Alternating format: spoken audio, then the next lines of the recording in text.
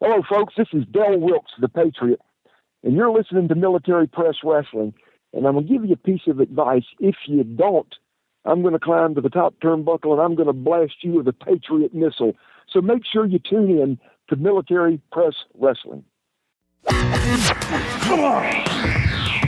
You're listening to Military Press Wrestling with your host, Silent J, and his tag team partners, The Professor, That 90s Guy, Mr. Dedicated, and sometimes Tammy's Baby Boy. Your home for everything wrestling. It's real. It's damn real.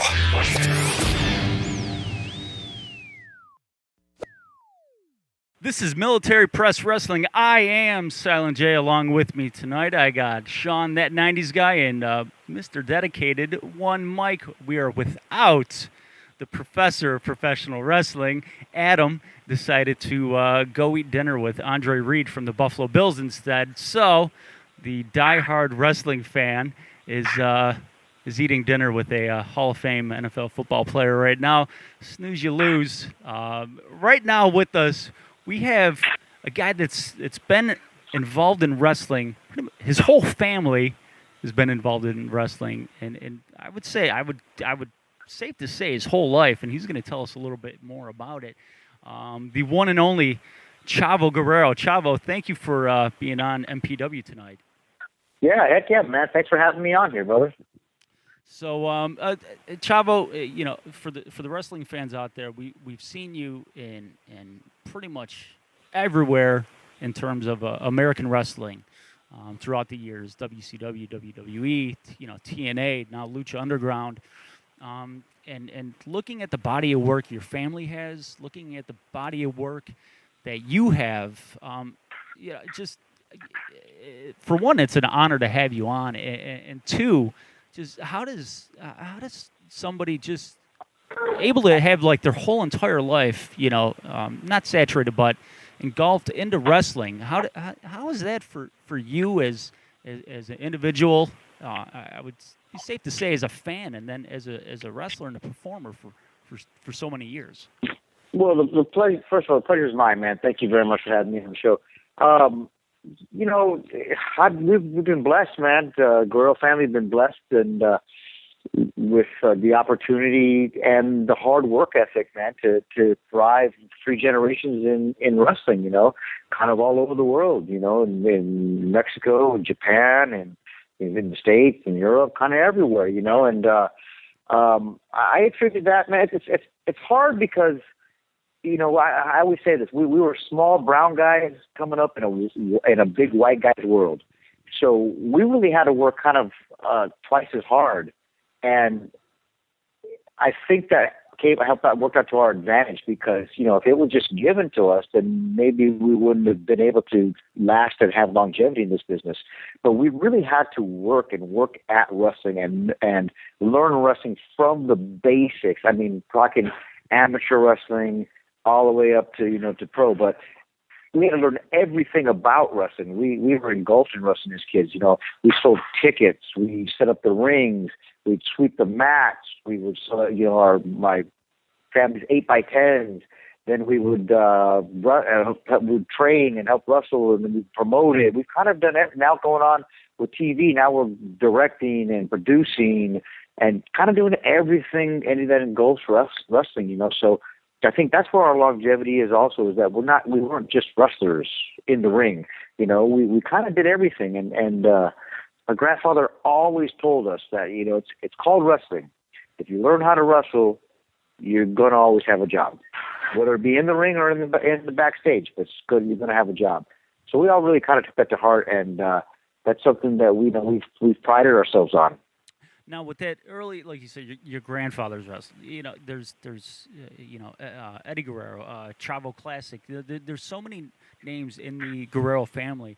Like, how did you try to not just separate yourself from the pack in terms of pro wrestling, but how did you as Chavo Guerrero try to separate yourself from everybody in the family and be your own man and be your own in-ring performer? Well, my grandfather Gory, is the one you're thinking about. He was, patriarch of the family. we're all very, we're all very similar. We all have a lot of the same mannerisms and a lot of the same moves and same, habits, we're going to call it, in the ring. But we're all different, and we all grew up knowing that, like when my grandfather was around, then my dad came around. He was like the next one. Then Chavo Classic. There, everybody would say, "Hey, you're not going to be as good as your grandfather, as your dad." Then his brothers came around. You're not going to be as good as Chavo or your father. Then Eddie came around. You're not going to be as good as Chavo or your brothers or your father. Then I came around. You're not going to be as good as Chavo or your uncles or your dad or your grandfather. But what we all quickly realized is that there's only one of each one of those guys. We're all our own person. And we're just different. You can't compare us because we're different. We some of us have other strengths, and other of us have different weaknesses.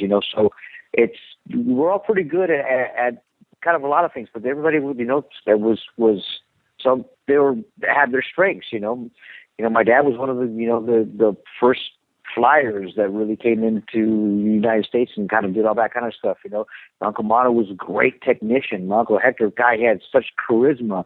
My grandfather was a tough bad guy of all of Mexico. Then you have Eddie that kind of started encompassing everything there, and then you have me. So we all take from each one of the Guerreros, and we just kind of create our own style. Hey, Chavo, it's that 90s guy here, Sean. How you doing? Hey, Sean, what's going on, brother? Good. Want to ask you about kind of how you started off in the early 90s, your first wrestling events, how you broke into the business. I know your lineage, of course, but was there any federations you strived to break into when you started? You know what? Like I said, we grew up with a wrestling ring in the backyard, literally. So we've been wrestling since we learned to walk and crawl in that ring.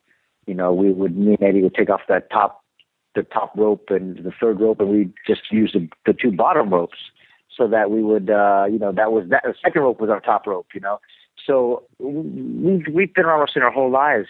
So when we really started kind of really getting into good pro, making a living out of each one of us, making a living out of it, my first real organization was WCW.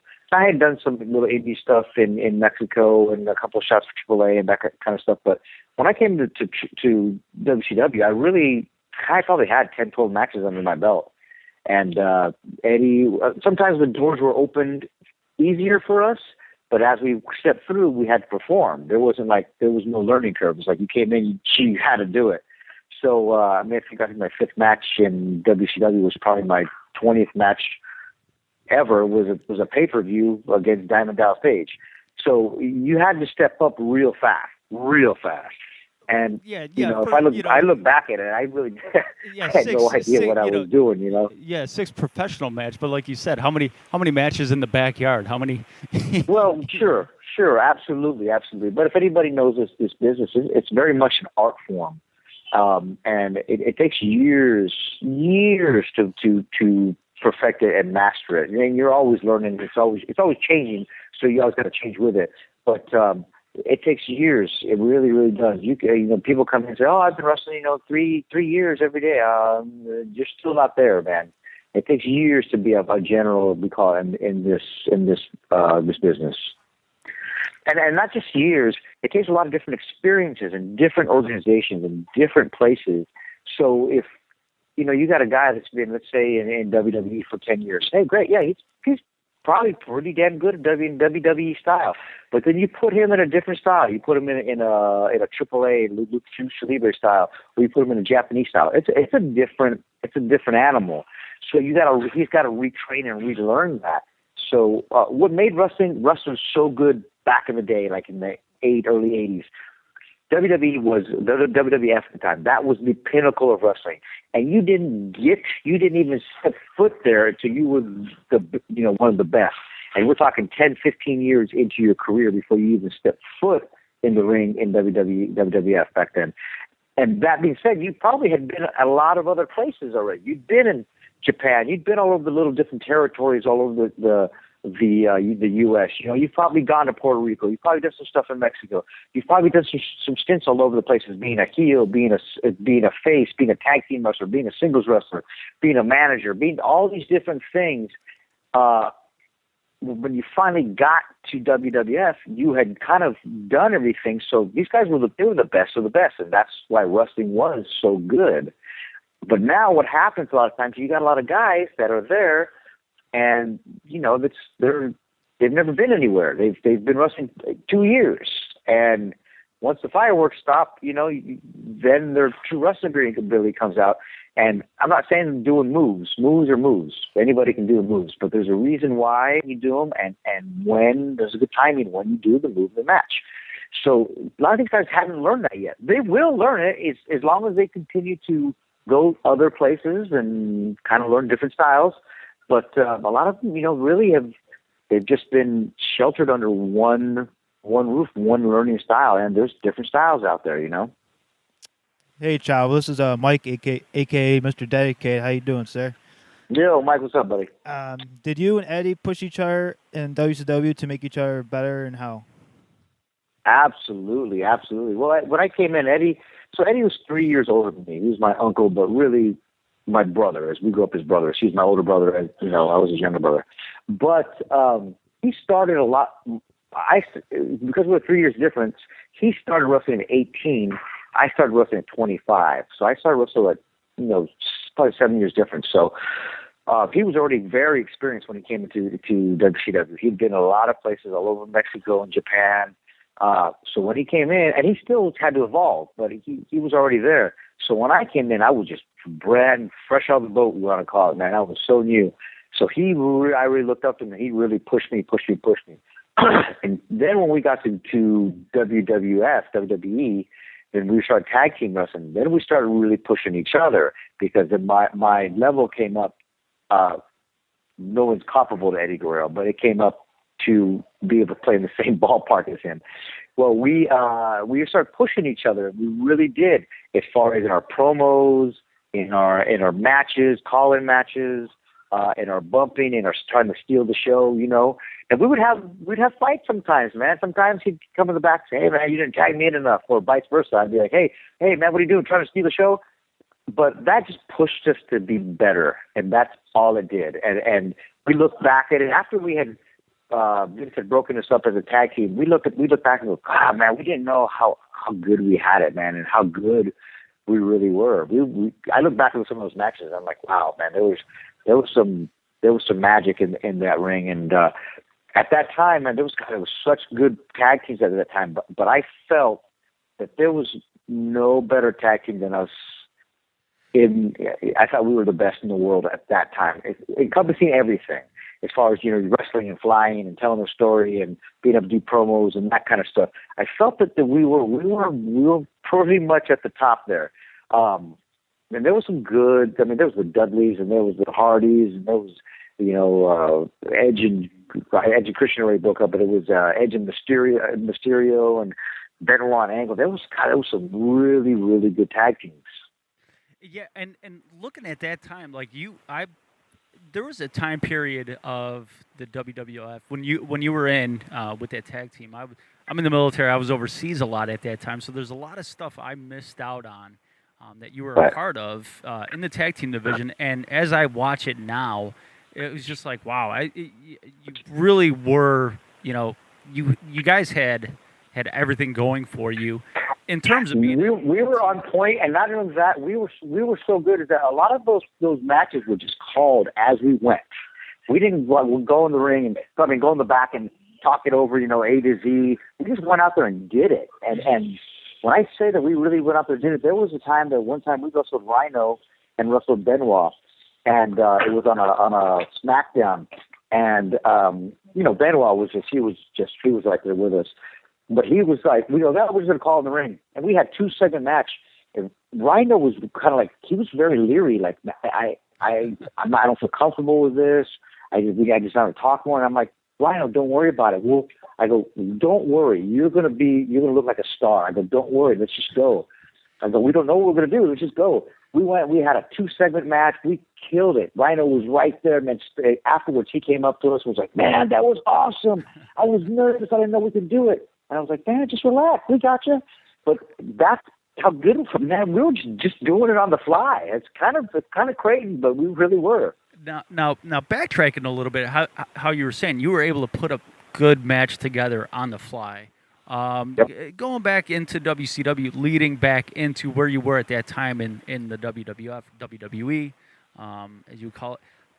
When you broke into WCW, how was that for you, being the guy with experience in terms of the lineage, but being the new guy on a big stage? Were you able to call matches then, or was it more of like you're going to take the direction of the veteran in the ring? No. Back in WCW, was we were really blessed to be there at that time because it was such a big melting pot as far as different generations.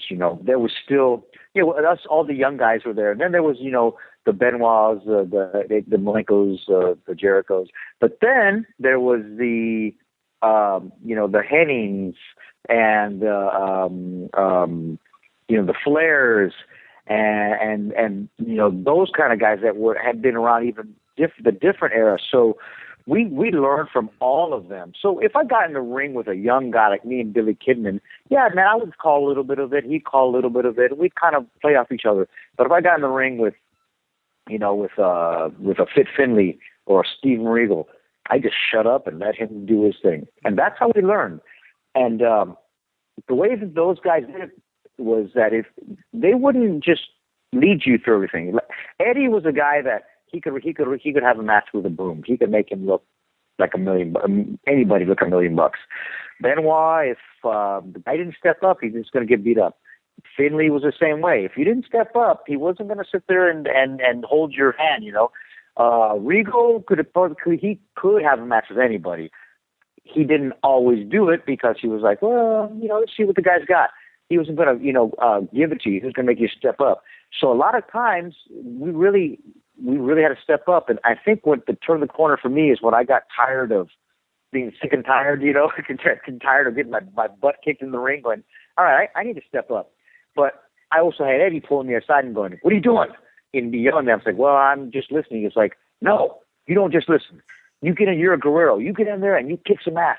So I was like, okay. So if I didn't have him at times, it would have taken me longer to get to what I would have been, And then there was the veterans that were in there that would try to eat you up a little bit and trying to take advantage a little bit. So you had to take care of yourself. It was a different era still. That Wild West was still there a little bit. Of course, it wasn't the same Wild West as my dad's era. The early '80s, late '70s, early '80s. Now that was really crazy. Those guys were the toughest of the tough all around the world. There was no MMA back then. These guys were the toughest guys in the world were the wrestlers. Period. Oh yeah. Now, as you progressed into the late '90s, how was it with all the competition there? You had Eddie, Perry Saturn, Dean Malenko, Chris Benoit. You had to keep up. Did it raise your level? Right at the end of WCW, your run there. Oh yeah, you're only as good as the people you play or the people you wrestle, and you start wrestling some of the elite in the world, you either get eaten up or you keep up. So that raises the bar big time. And if you don't sit there and play, if in the NBA, if there was no Michael Jordan, well, you guys would think that they're really good. Then you get in there with Michael Jordan, you're like, I'm really not that good. So that's kind of how I was in wrestling too.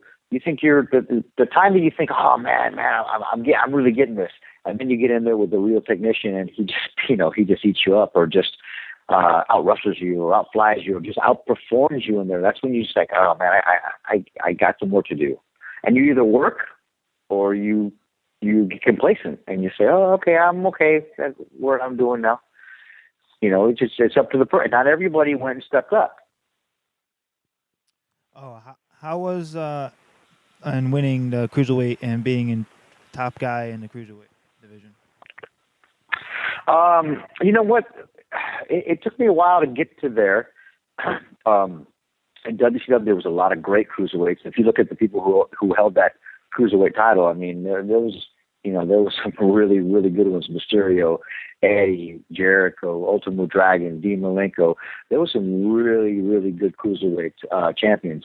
I think when I got kind of to the elite of the cruiserweight division was in WWE. That's, I think, when I kind of cemented my place in the cruiserweight division. And then that's when they kind of moved me out and kind of moved me into the heavyweight division. And people used to, I put some weight on and kind of compete. Too bad I couldn't put some height on, but that is what it is. But you got to change your style a little bit, So with the cruiserweights, I used to use the Gory Bomb as a finish. Well, it worked great with them, but as I started working bigger guys, you just can't put them in that because it just looks odd. Not that I couldn't pick them up, but you're not suplexing Kane. It's just not going to happen. So you got to change your style a little bit. Whether it be a babyface or a heel. That's why when Eddie passed, I adopted the Frog Splash for two things: in his honor, but also because and you can do it to everybody, and it doesn't matter if you're big or small. And, I can do it to Rey Mysterio and I can do it to Big Show. That being said, that Frog Splash, if you're not careful, it knocks the crap out of you. It really does. I mean, a lot of times Eddie's elbows were shot, his knees were shot because of that move. But you land, you're coming down from, 12 feet up and then sometimes higher, and you just can't pull it. You hit. And a lot of times you see us, whoever's, whether it be Rob Van Dam or me or a couple other guys using it, afterwards you raise your hand, you go to a knee, and you're not going to a knee because you're tired. You go to a knee because you just can't. You have got the wind knocked out of you, or you ruptured your spleen. That's kind of how bad you would hit sometimes.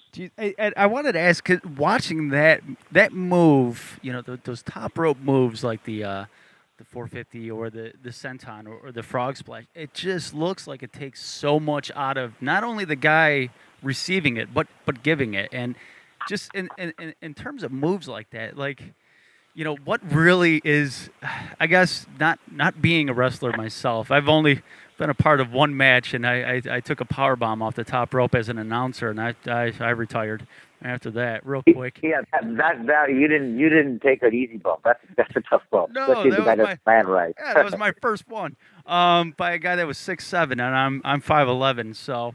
Yeah. But how is it? You probably had a pretty sore neck the next day. Oh man, I drove back from the Carolinas up to Pittsburgh at the time, and I couldn't look in my blind spots driving. The oh yeah, the rest and do that for 20 years. No, thank you. I enjoy watching it. I appreciate it. But how is that as a performer? Like you said, you transitioned over from being a cruiserweight where you could do more moves, that made sense, with the opponent that you had, and going into the heavyweight division, so to speak, the tag division, and like you said, you gained some weight, but you didn't gain any height advantage. How was that? How was that? How did that take a toll on the body of just being in with the, with the bigger guys where they rely more on power and less on finesse? That's a different style. When you get with a big guy, then they're going to want to bump you more. They're going to want to, some of them can work around that when they don't have to. But some guys feel that they just have to bump the heck out of you, and sometimes you just got to change your style up, and learn how to really take your own bumps out there. So, cruiserweight style, we would, do a lot of head scissors and a lot of stuff like that, and kind of save our bodies at times. There was times when you're, taking big bumps, but once you start working the real big guys, you start taking choke slams from 7-foot tall guys, and they're picking you up 2 or 3 feet over their head. Now it's a 10-foot drop coming straight down. So, it doesn't matter how well they land you or all the circumstances. It hurts. It always knocks the wind out of you, no matter what. And then you times 280 days a year. That it's really taking a toll on you.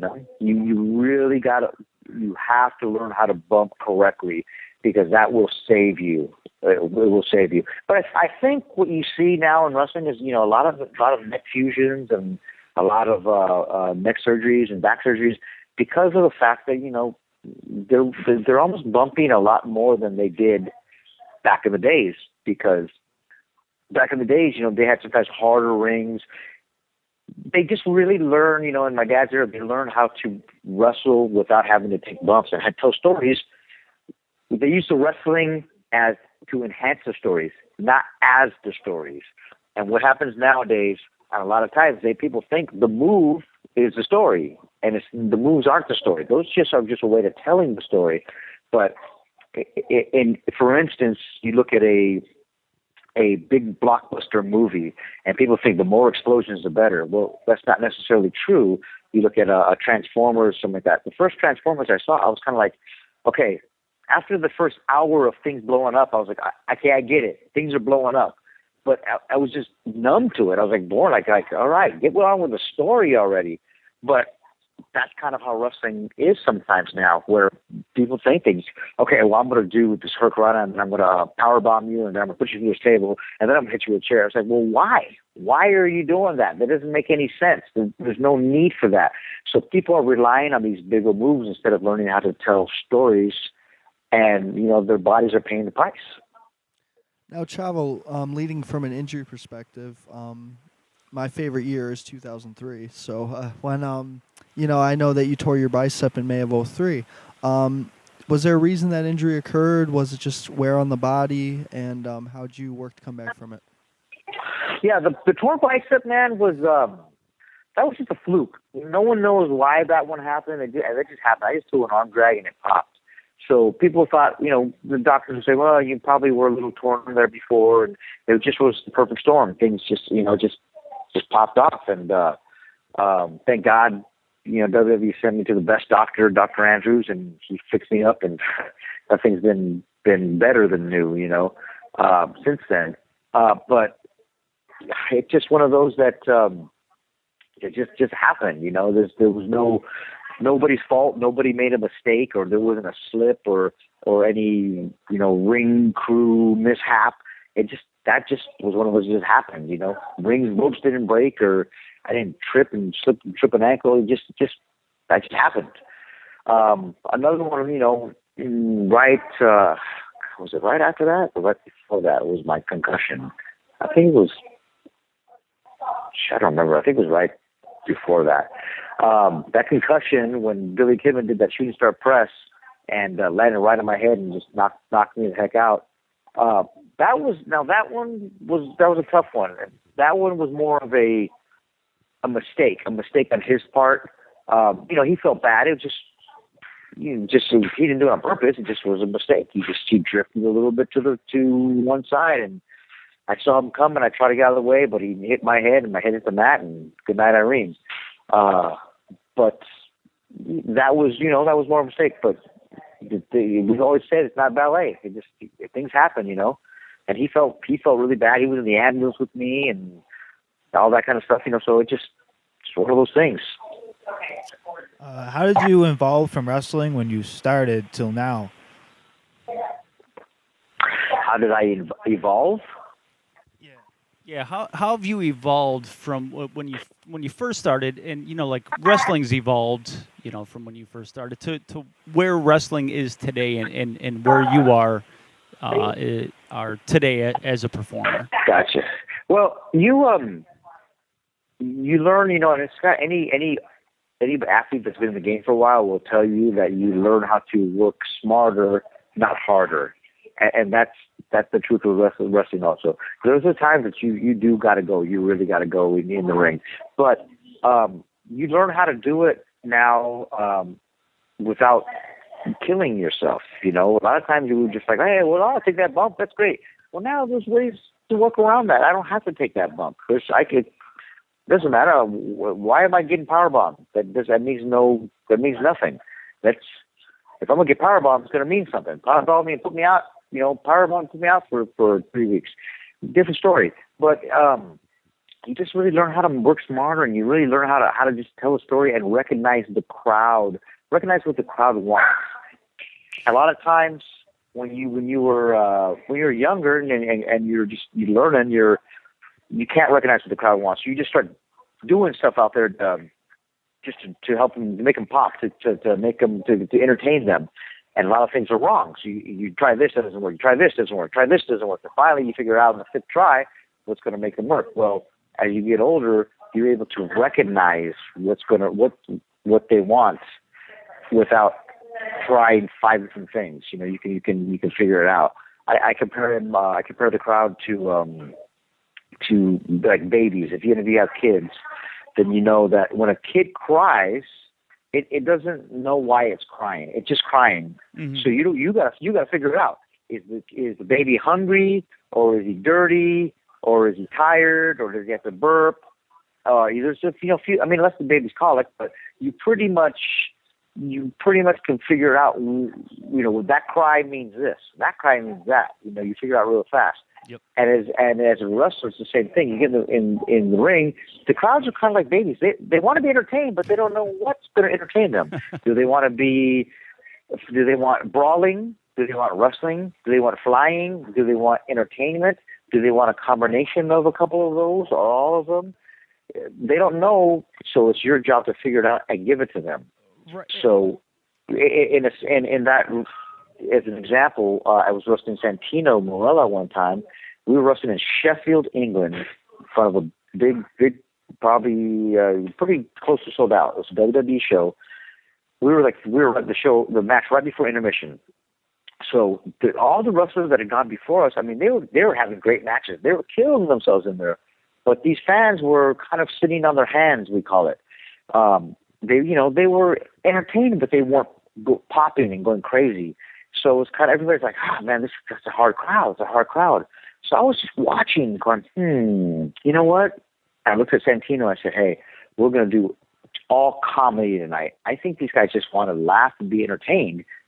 They appreciate the wrestling, but this crowd tonight doesn't want that. I go, just trust me out there. I go, so we just did all of his comedy spots, and it really wasn't wrestling. It was more of like a show. It was almost like a Monty Python's Flying Circus show. We went out there and they popped and they were laughing and they gave us a standing ovation. And as we came to the curtain, Arn Anderson was our agent. He pulled me aside and he said, Junior, he goes, that was good. And he looked at everybody and goes, see? He goes, that's how you understand what the crowd wants and entertain them. And people are like, how did you know, Chavo? And I was like, I don't know. I just felt it. I knew that they, although they appreciated the wrestling and they appreciated the big bumps, that's not what they wanted. They wanted just to laugh and be entertained. Then they were all, the whole place had smiles on their faces. They had a big standing ovation, and Santino did his snake and whatever it's called, the snake thing, and we played with it the whole night.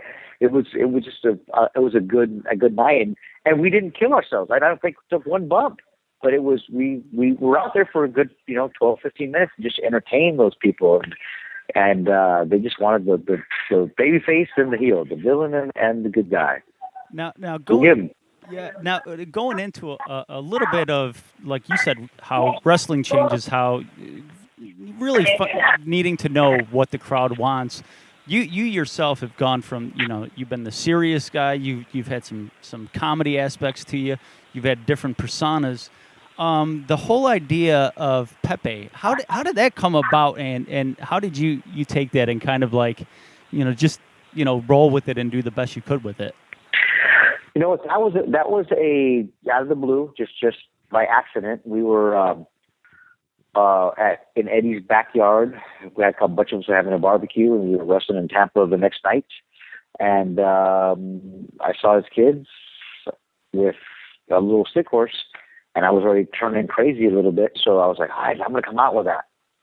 So in WCW, you got to remember, they were just giving, the main guys, Sting and Hogan and Savage and Luger and the NWO, they were really writing for those guys. Those guys were drawing the money, So all of us, we were just kind of scrounging and trying to make things work and just trying to just find a little niche. So you had a lot of guys that were in cruiserweights that were wrestling. Okay, great, they were wrestling, but then I was just making myself the same as them. I just came out as a wrestler. The only difference is my name was Guerrero. So it's kind of, okay, I wasn't at the level of Eddie, Benoit, and Malenko yet, so I'm like, what am I going to do? Well, when I started turning crazy, I said, well, let's completely go with it. Let's go crazy. So I came out with this stick horse and, whatever. I just came out with it. Then the next week, I didn't come out with it. And there was Pepe signs all over the place, and people with stick horses, and I went, oh man! I go, well, I guess I got to come out with stick horse now.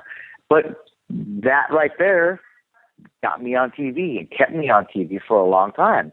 When I first moved into my house, my mailman was a fan, and he goes, man, he goes, that was, man, I'm a big fan. He goes, but I didn't really like that stick horse gimmick. And I said, oh, that's cool. I go, but that stick horse just bought this house. And he goes, I never thought of that. I said, yes. Because I didn't think about it that way. I said, yeah, it sure did. So a lot of times, you know what, in wrestling, you everybody wants to be the champ. Everybody wants to be the John Cena or the Batista or whatever you want to call it. But there's only a couple of those guys that they're going to write for, and they're going to do that too. So a lot of times you just got to take what they write for you, and you make lemonade out of lemons. And that's kind of and I tell a lot of people that. I go, you just keep yourself on TV, keep yourself in the game. And, we don't want to be the quarterback, but sometimes you guys put you on the line. But you keep yourself in the game, you keep playing, you keep receiving that paycheck, and you keep putting yourself on TV, and sometimes things move, and all of a sudden you get the ball and you get to run with it for a while. So that's kind of what wrestling is all about in this era. You got to just keep yourself in the game. Now, Chavo, from an evolving perspective, how crazy were you about evolving your character from Chavo Guerrero, to the kind of comedic Kerwin White? You know what? That was all Vince, man. Vince, I came home from a tour of Japan and came back to Raw, and he looked at me and goes, hello, Kerwin. I said, what? He goes, well, today you were denouncing your Mexican heritage and you're becoming white. I was like, what else am I doing? I'm not on some TV. So, hey, let's do it. And I wanted to come out. I wanted to end up in a white sheet coming out and taking it totally racist. I was like, if we're going to do this, let's do it right. So we just ran with it, and what is it? It was what it was, and it's one of those that you just kind of keep yourself on TV and doing some stuff. I got a couple pay-per-views out of it, and unfortunately Eddie passed away, and I went right back to Chavo. But that was just one of those, man. You kind of, it probably wouldn't have made John Cena denounce his heritage, but because he's the champ at the time. But when they write something for you and Vince McMahon comes up to you and tells you, well, I'd like to do this, it's really hard to say no, because if you say no, well, now they're thinking, well, this guy doesn't want to be on TV. He doesn't want to run with our idea. Well, then, okay, we'll leave him off TV then. So sometimes you just got to say, okay, well, let's do it. Let's do it right. Let's go big time with it. That being said, I furthered my character, my acting ability, all the different stuff you want to call it. I became a white guy. I became a Kerwin White, a total white guy, and was laughing and waving shit, doing the Queen wave and coming out and saying, hey, white people, I'm you. And they're going, no, you're not. I said, yes, I am. I'm just like you. This is how you dress. We don't dress like that. Yes, you do. So, that being said, that all of that stuff, whether it be Pepe or being a heel or being a baby face or being Kerwin White or all the different things that I've done, Hollywood now recognizes that, and they start seeing, because now you don't even go to audition. You don't even give a headshot anymore. They just look you up on the internet, and all of a sudden, all these clips come up, and they go, "Wow, this guy can do everything. This guy can make you laugh. He can make you cry. He can make you hate him. He can make you love him. I'm going to use this guy." And I've gotten a lot of jobs in the acting world in Hollywood because of that fact. And all of a sudden, Hollywood now, with Rock doing his stuff and Cena doing his stuff and a lot of the other wrestlers that are acting and stuff now, Hollywood's starting to realize, like, wow, these guys aren't just these dumb wrestling brutes that get in the ring. These guys are actually very, very talented guys. They're stuntmen, they're actors, they're doing all of this stuff on TV live every night that they're kind of now starting to really pay attention, going, wow, these wrestlers are kind of very talented, and you're starting to see a lot of people getting jobs from it. During your time of WWE, how was dealing with Vince and all his ideals and mood swings? Vince really wasn't with us. He was great. He didn't really have too many mood swings with us, and I think he respected us, the Guerreros, because of the fact that, one time we were in his office. It was me and my dad, and he looked at me and goes, "You know why I like you Guerreros?" We're like, "Why?" He goes, "Because you guys have balls." And I was like, what does that mean? And he goes, "Well, you guys aren't afraid. You're not afraid to get heat. You're not afraid to get out there. You're not afraid to stand up for what you believe in. A lot of these guys are so scared all the time. They're walking on eggshells." So that kind of with us, he really wasn't like that. He was really, I respect him. He was always really good with me. I always got a good relationship with him. Not that I'm calling him on the phone, but if I saw him on the street, I'd be like, hey, Vince, I'm sure it'd be, hey, Chavo, great, what's going on? We had more of, he was my boss, of course, huge, but I had a very good relationship with him. I saw him get mad at people and do stuff like that, but anytime he really gets mad, sometimes it was warranted. It was warranted a lot of times. It wasn't just like he was just doing it to be a bully. He was kind of, he was never really like that. He always gave us props and was like, "Thank you to the wrestlers." I have nothing but mad respect for Vince. Yeah, and I'm not just saying that. And I'm not just saying that to go back to WWE, which a lot of people were doing that because right now I'm doing all right and somewhere else. So, and that's the truth. I nothing but mad respect for him. And that's what we want to lead into. I think the hottest thing in wrestling now. But before we get there, real quick, just how was working with Dixie Carter and TNA, going from WCW to WWE into TNA for that bit of time you were in there, which I thought you had some really good work. I mean, actually, like work-wise, you've always been one of my favorites, and actually.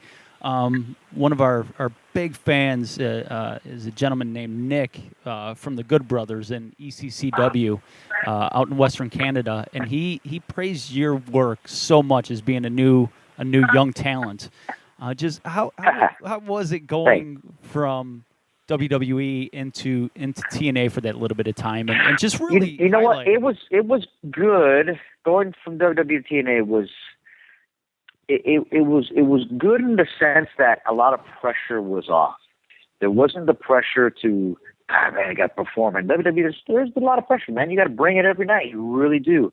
So a lot of the pressure was gone, and we just came on into TNA, and I'm going to keep my work ethic up no matter what. I respect the business, and I respect the fans so much not to do that.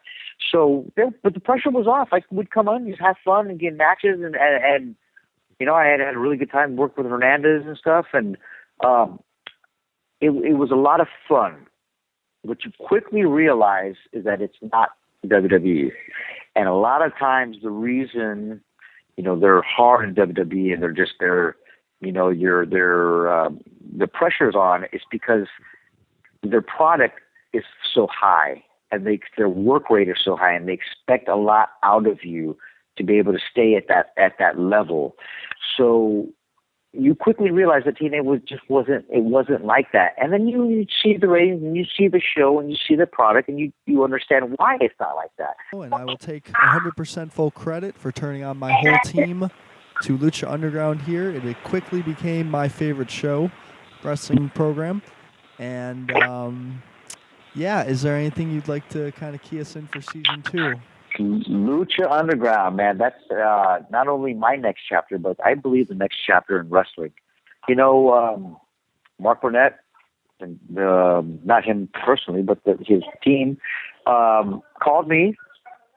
We decided to talk a little bit, and and I kind of quickly came to the realization that I had a little more awesome than just coming in as talent, and I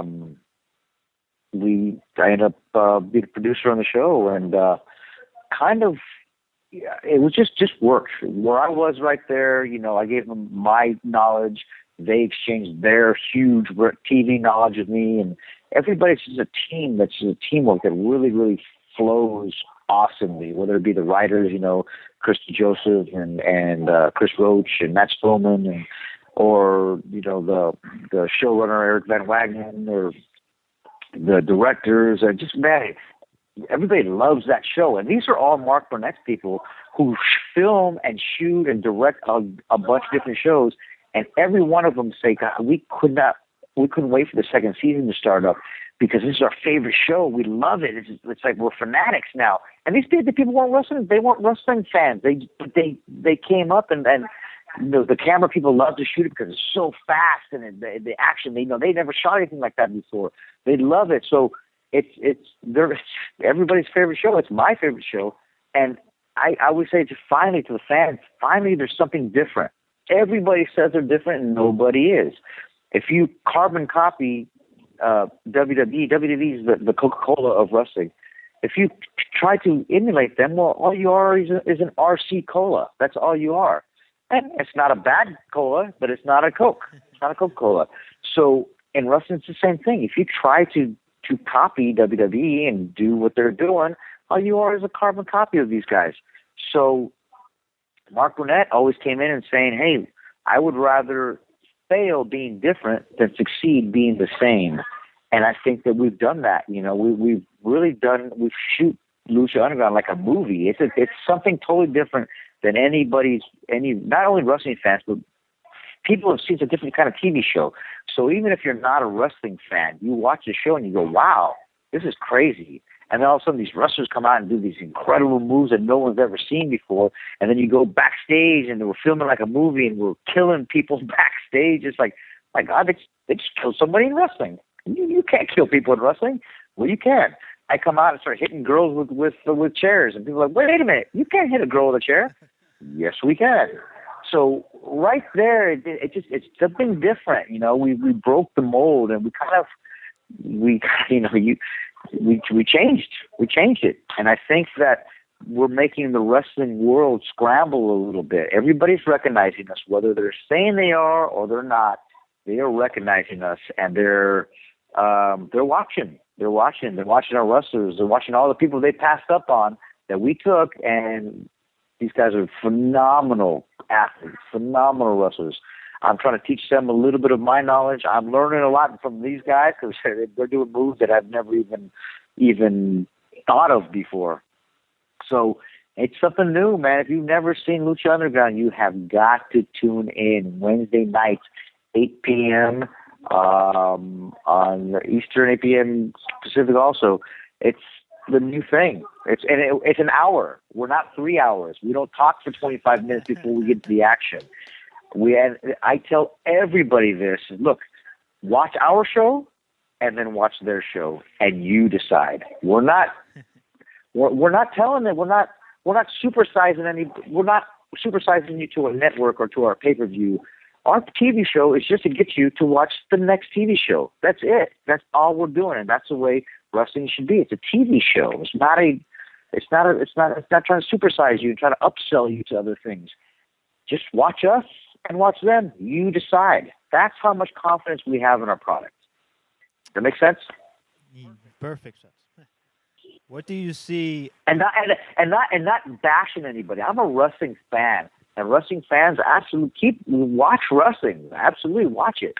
But we're the new thing out there. We really are. You watch us, it's different. It's definitely different. And there's nobody I hear that talks bad about Lucha Underground. Nobody. When it first came out, we had maybe 2 or 3 episodes where people were kind of I'm not sure yet. What is this? And all of a sudden, after the 4th or 5th episode, we hit a stride, and these guys were like wow, the fans too. Everybody jumped on, and they're just trying to be part of it. What do you see Lucha Underground turning into, and how do you see yourself fitting as a veteran talent? You know what? It's going to evolve for sure. We had to play with it the first season. We really got into a good groove. And second season, we have so many more surprises for you guys. And we know what we're doing now. So it's like I compare the first season to the first Terminator. The Terminator movie with Arnold Schwarzenegger. Great movie. It was awesome, cutting edge. But when Terminator 2 came out, it blew everybody's socks off.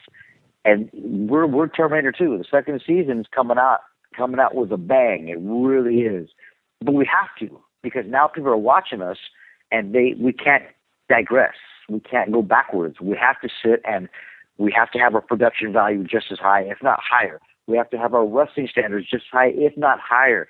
We have to do everything just a little bit better than we did before, and continue to get better. Now, what talent do you believe will be elevated, in season 2, higher degree, whether it's Pentagon or PJ Black's arrival, or maybe a hint, Rey Mysterio's arrival? Who do you think will hop through to the next level? Everybody's already. That's one thing that we do in Lucha Underground, is everybody means something. There's no throwaway people. People that we have, a couple of, people that have not been huge breakout stars in the first season. We got stuff from the second season. We're not just tossing people away, because if we're going to do that, then we're just not going to use them. That's not what we do. We make people. We let them showcase their stuff, and everybody we have on the roster, our roster is not huge for that sense. Everybody we have, we truly believe that they have something to offer. And it's not just give you a job and see where you go. That's not what we do.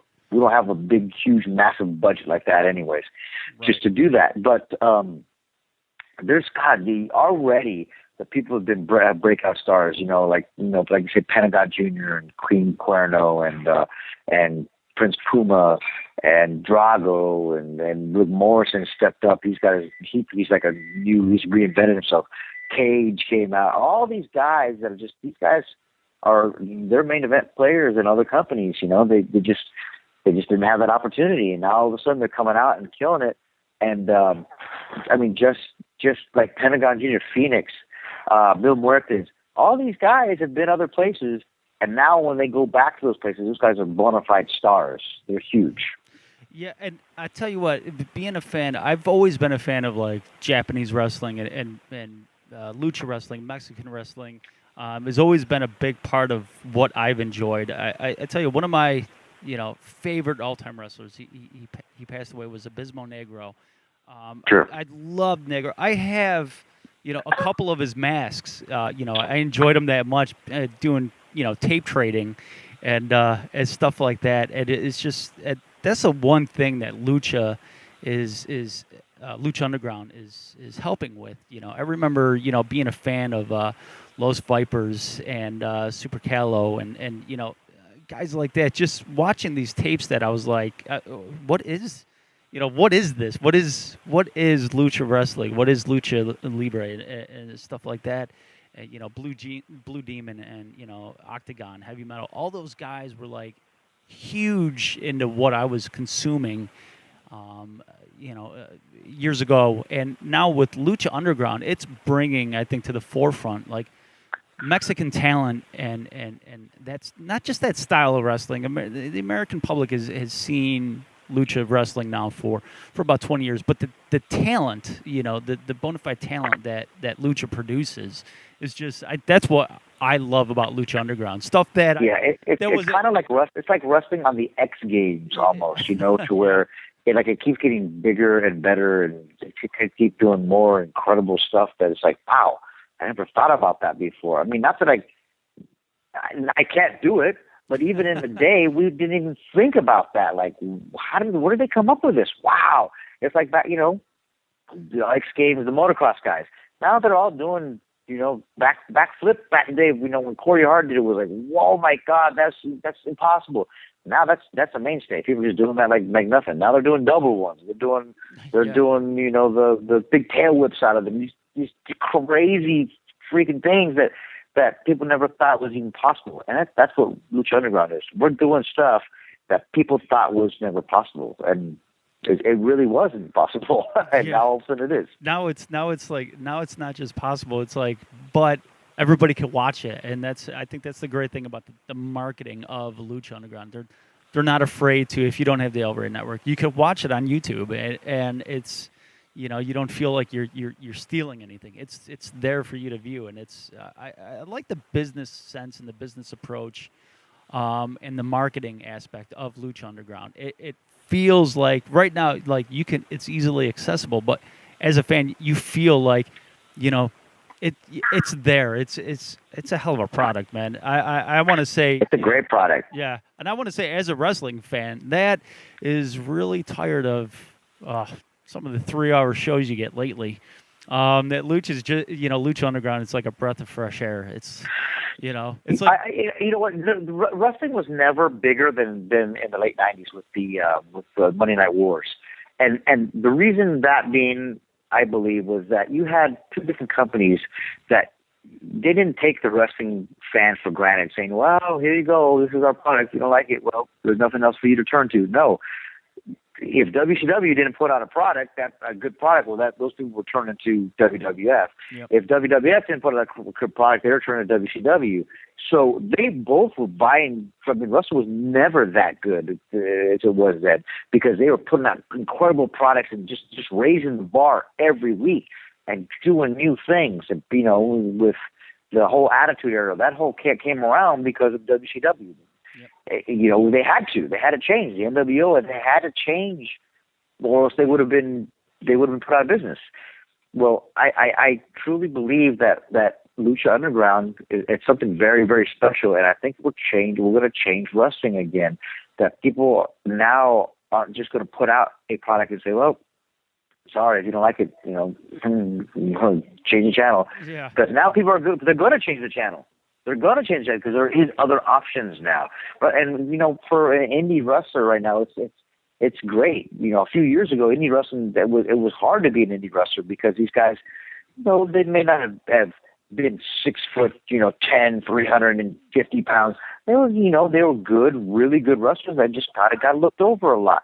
Now all of a sudden, these same guys, everybody's trying to sign them because between Ring of Honor and TNA and WWE and NXT and Lucha Underground and Japan, everybody's trying to sign these guys and get the new talent out there. And I think we really had something to do with that because, we brought out Prince Puma and Cuerno and Muertes. A lot of these guys have been other places or tried out different places that were turned down.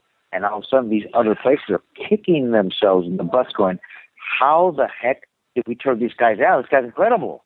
And that's what I'm thinking to myself. Prince Puma tried out, he was WWE, and they let him pass.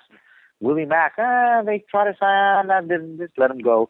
I'm like, are you kidding me? These guys are money. They're talent. Damn. Whoever is in charge, they're hiring the talent maybe should be fired. I hope he's not a friend of mine. I don't know who's in charge of it, but I hope he's not a friend of mine. I hope he's not an ex-wrestler. I hope it's just some talent guy that they hired that doesn't know anything about wrestling because these guys, I can't believe they turned some of these guys down. Jeez, I did, man. That's kind of mind-boggling. But I know we've expended our time with you. But before we get going, I'm looking at a website right now, and I see a guy that looks exactly like Chavo Guerrero Jr. Wearing a pretty badass looking T-shirt.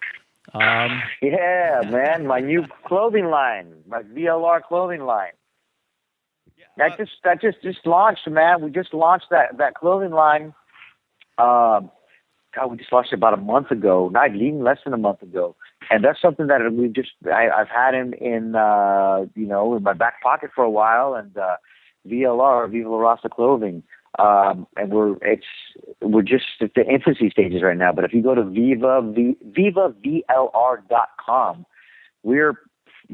our thing is it's not just it's like Lucha Underground. It's something with Hispanic overtone or undertones, but for the whole entire public. Something that's that Latino culture is so pop culture now that everybody wants a piece of it, and that's what we're trying to do. We're trying to give people that piece of the pie, if you want to call it. And we're doing it at a really, really high quality stuff at very low prices. We're doing it at right now $21 for your T-shirt or your snapback hat, and that includes shipping. So we're kind of we're trying to change the bar a little bit on different ways too. Change the game my clothing line too. So if you guys you follow me on at Twitter at Mex Warrior or on Instagram Chavo Guerrero Jr. and you'll see all the stuff that we keep posting. We got a whole lot more stuff coming out for sure. I tell you what, I like the shirts. I'm looking at the VivaVLR.com right now, and I like this shirt. It's a nice clean shirt. It's a clean look to it, and I think, well, we just had the Patriot Del Wilkes on. I think Santa Claus is going to bring me a Viva La Raza shirt and a Patriot and a Patriot mask. Hey, cool. Hey, do you hear that, Santa Claus? You hear that? No, my significant other is not paying attention to me right now on my knees. But if anybody else's significant other out there is paying attention, you could go to VivaVLR.com and you could pick up some of these clothes. It's nice, clean look to it.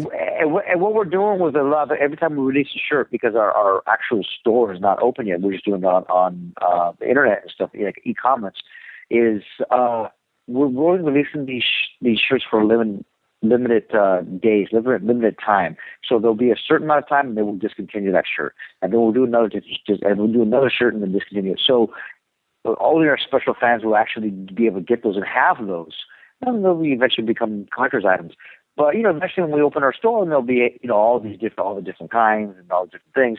But it's one of those that with our people just tuning into us, we got to give them something special, and that's what we decided to do. Definitely. And our network, Heroes Media Network, is based out of Phoenix, Arizona, and we have a huge following in Southern California and also Texas. I'm up in New York, but the rest of the network and the guys are mostly in California, Arizona, and Texas, and that's big wrestling population there, big Latino community down there. So. That's right. I hope that those T-shirts take off, man. Listen, Chavo, thank you for being on, and I'll give Sean and Mike the last word real quick because Sean made this happen. Thank you for coming on, Chavo. It's an honor, and I caught the Season 2 commercial today for Lucha, and I'm very excited. And thank you for all you've done on that, and thanks for coming on today. Thank you guys for having me. I really appreciate it, man. You guys, good luck to you guys in the future, and always to all the fans. Thanks for supporting La Familia Guerrero, the Guerrero family, and man, hey, keep watching wrestling. Wrestling's revolutionizing again. Thank you so much for coming on. Honor to have you on, sir. Thanks, guys. Appreciate it, man. And, be safe. God bless. Thank you, man. And that was Chavo Guerrero.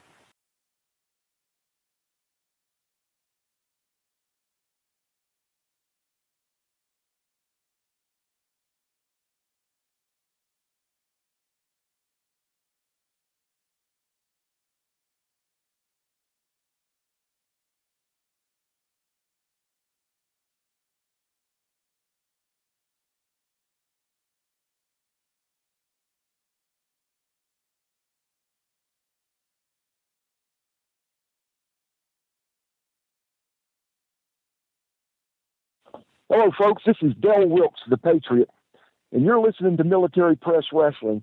And I'm going to give you a piece of advice. If you don't, I'm going to climb to the top turnbuckle and I'm going to blast you with a Patriot missile. So make sure you tune in to Military Press Wrestling. Press Wrestling. Press Wrestling.